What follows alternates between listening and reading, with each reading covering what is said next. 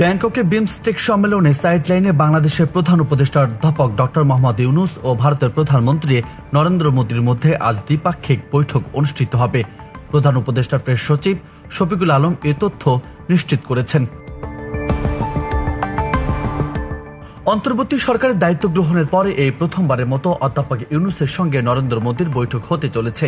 শফিকুল আলম বলেছেন, বাংলাদেশ ও ভারত দুই দেশের সরকার প্রধানের মধ্যে শুক্রবার বৈঠকটি অনুষ্ঠিত হবে। তিনি জানিয়েছেন, ব্যাংককে বৃহস্পতিবার বিমস্টেক সম্মেলনের নৈশভোজে দুই নেতা সাক্ষাৎ হয় এবং তারা কুশলাদি বিনিময় করেন। নৈশভোজে উভয় নেতাকে বেশ কিছু সময় ধরে ঘনিষ্ঠভাবে কথা বলতে দেখা গেছে।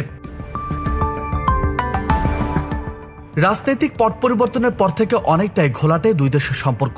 সীমান্ত জটিলতা, পতিত শেখ হাসিনাকে আশ্রয়, ভিসা জটিলতা ও সংখ্যালঘু ইস্যুতে দুই দেশের মন্তব্য দূরত্ব বাড়িয়েছে ঢাকা দিল্লির। বিশ্লেষকরা বলছেন, নরেন্দ্র মোদী ও ইউনূসের এই বৈঠকের মধ্য দিয়ে সেই দূরত্ব অনেকটাই কমবে। এছাড়া নিরসন হতে পারে ভিসা জটিলতা, বাড়তে পারে দুই দেশের বাণিজ্য, সংখ্যালঘু পরিস্থিতি নিয়ে যে কোন্দল তাও অনেকটা স্বাভাবিক হবে বলে মনে করছেন বিশ্লেষকরা। এদিকে আন্তর্জাতিক সম্পর্ক বিশ্লেষকরা বলছেন, ইউনূস মোদীর এই বৈঠক দুই দেশের সম্পর্ক অনেকটা স্বাভাবিক করলেও জোরদার হবে কিনা এখনই বলা মুশকিল। অর্থনৈতিক ও কূটনৈতিক সম্পর্ক জোরদারের নির্বাচিত সরকারকে বেছে নিতে চাইছে ভারত, মনে করেন অনেকেই।